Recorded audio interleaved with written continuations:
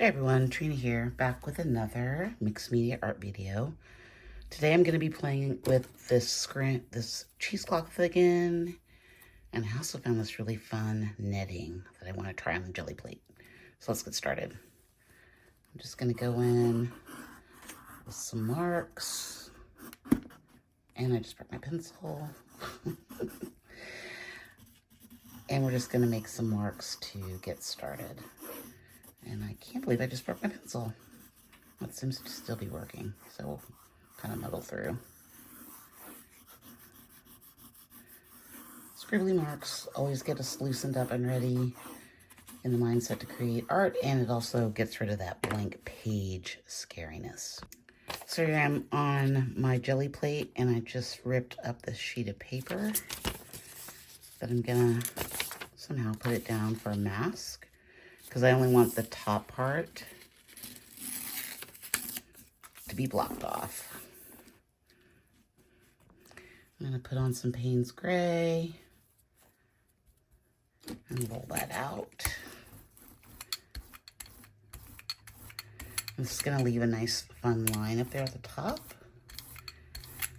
I'm going to go in with this scrim, or this piece of cheesecloth, and I'm just going to press it in to the page. You don't have to press very hard. It doesn't have to be neat. I'm going to take off this mask, and you can see we've got a pretty crisp line there.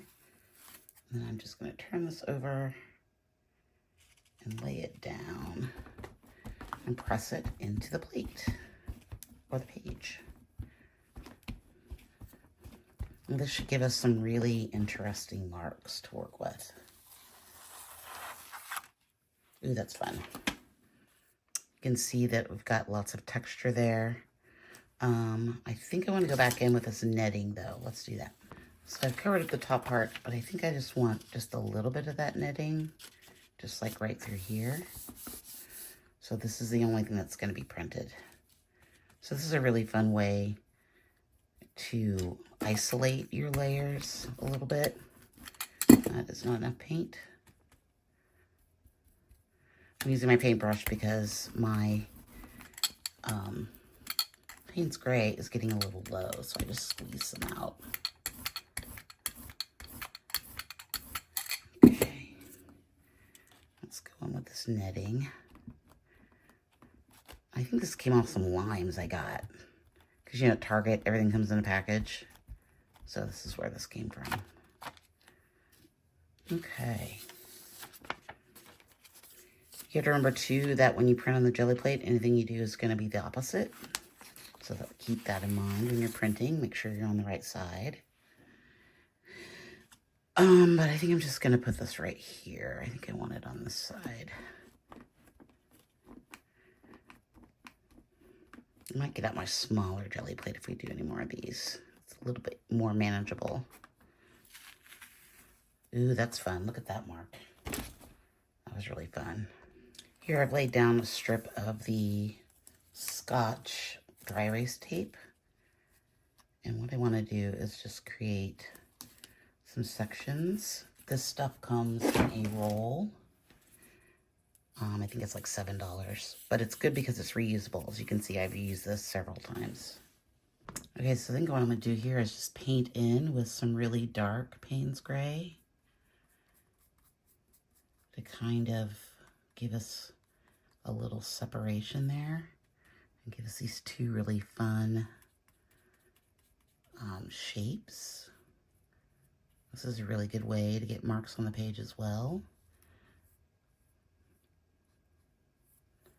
Okay, let's take this tape off. We should have, oh yeah. Some pretty crisp lines we made there. Ooh, that's fun. That's different. So I put the mask down again. I want these to be a little lighter, so I'm going to go in with a lighter Payne's Gray.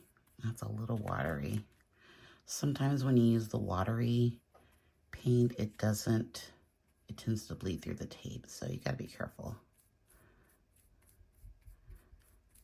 I don't want a lot. I think it just needs a little bit I wanted those shapes to have some relativeness to the rest of the shapes. Let's pull this up.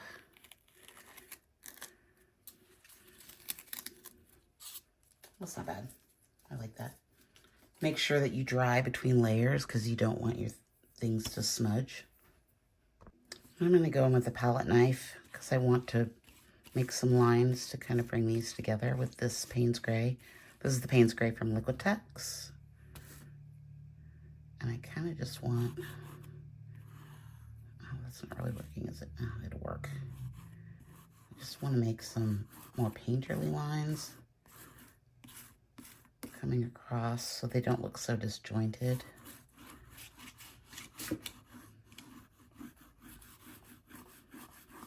Bring that up into this area.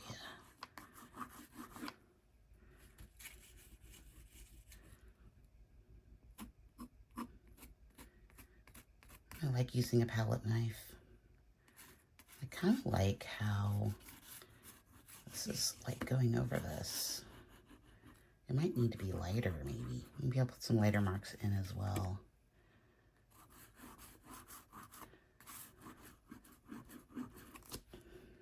Okay, I've mixed up some Payne's Gray with white, and I'm just going to go back in. I thought white itself might be too much at this stage, but I might still need it. I don't know. But you can really see it on this dark part.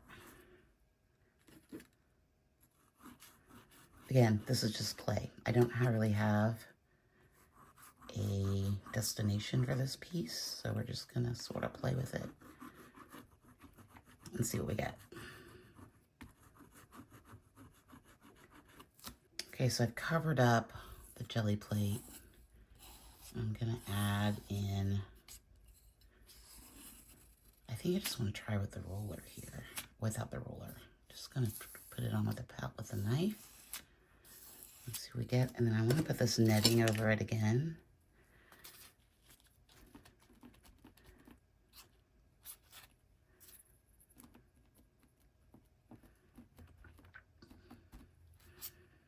Ooh, that's kind of fun. That made some really cool marks. I don't know if you guys can see that, but yeah, that's really cool. Okay. We got a white line to work with. And we're just going to put that down,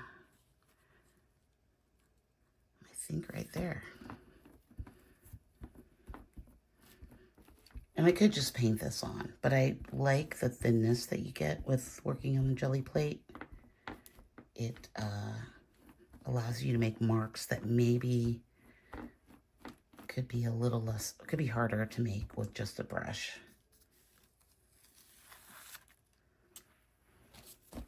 Ooh, that's nice. That's really nice through there. Okay, so I painted onto my cardboard piece. I'm gonna lay these down, these marks right through here. I don't think I want it to be completely even. I think I want it to be sort of staggered. I want it to go up there. I think I want to go down here.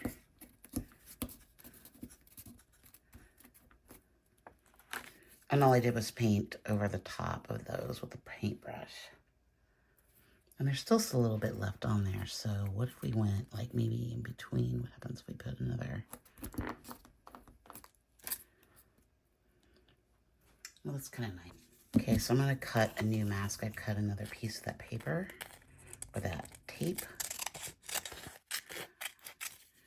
I don't want this one to be as dramatic, so we're just going to kind of cut some shapes out like that. And I want to cover up here and put that down right there. So I want a thin layer for the Azo yellow gold to go onto, but I want to cover. I want to cover, or I don't want that piece up there to be covered. And then I think I'm going to take this bottom piece and, okay, so that's the way that I cut it. And I don't want it to be perfectly, let's see, maybe just like that. Maybe just a thin line. Okay. This is my golden Nico Azo Gold. You guys have seen me use this a billion times, probably. I'm going to go in just a thin line here.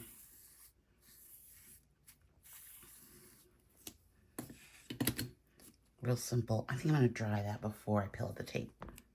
Okay, let's pull up this tape. We should have a really neat line there to work with.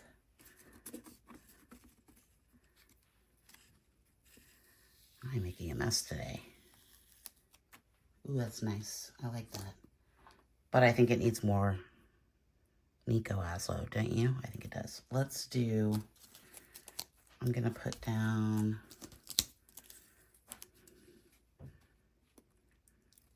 I think I just want it to go right here. And I'm only going to paint through here, so I'm not going to worry about the top part. I'm not going to worry about if we get a little messy. I kind of want to follow that line, like through there. Maybe bring it down a little bit through here, because it's such a pretty color, and I have to use it on everything.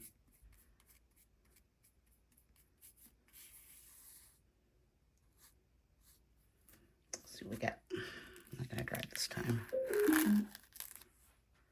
Ooh, I love that. I think I need to bring these together, though. And I don't like how straight that is right there. Okay. I'm going to go in with some of this green gray from the Kuretake Watercolor Art Nouveau set. Add some of that green through here.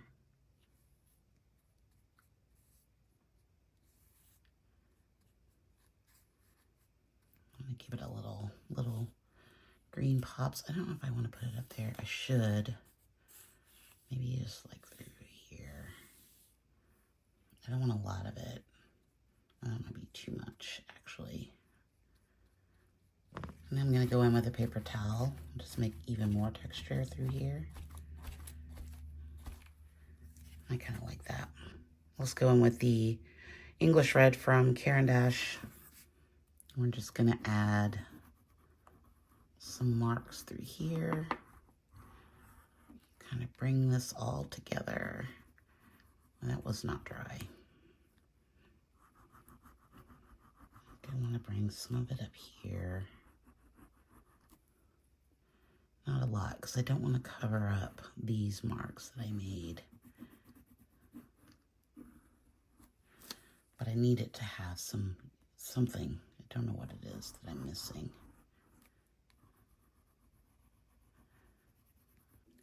Okay, it needs more of this Nico Azo here. So we're gonna, oh, that's way too much. Oh well, it's gonna be a lot. There we go. Now I'm feeling it. Just needed to be more bold. Sometimes you gotta be bold. Gotta make bold moves. Okay, that's perfect. Okay, now I'm gonna take my Catalyst Princeton tool here. I'm gonna put in some gesso right here. Sometimes I like to use gesso instead of white because it just covers better. So we're just gonna put in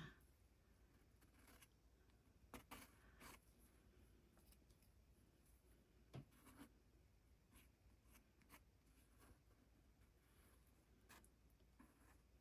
big plop of white.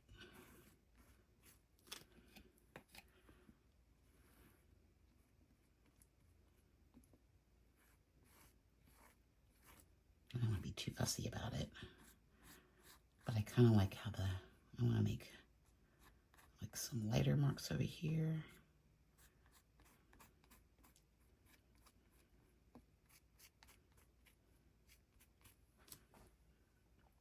I think I'm going to put some like right through here. Oh, that was way too much. That's all right. I don't mind that.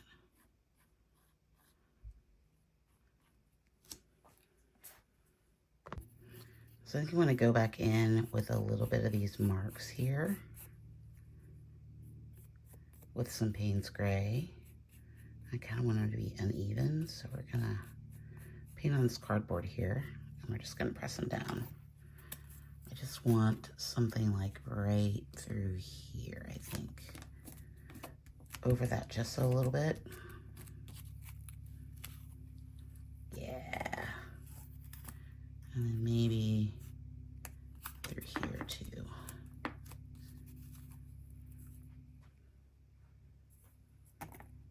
Okay, so here's the finished piece. I like what's going on up here, of course. I love that. I love this little mark that was here. I like what's going on through here. It gets kind of murky, but you can kind of see the difference in tones through there, the greens and the blues and the browns. And of course, I love these marks down here. I think it really adds something and kind of brings you back up into the piece. Okay, that's it for today. Thanks for watching. Don't forget to like and subscribe. And if you want to see more of my videos, click on the video to the left there and it'll take you to another video. Thanks so much. Have a nice day.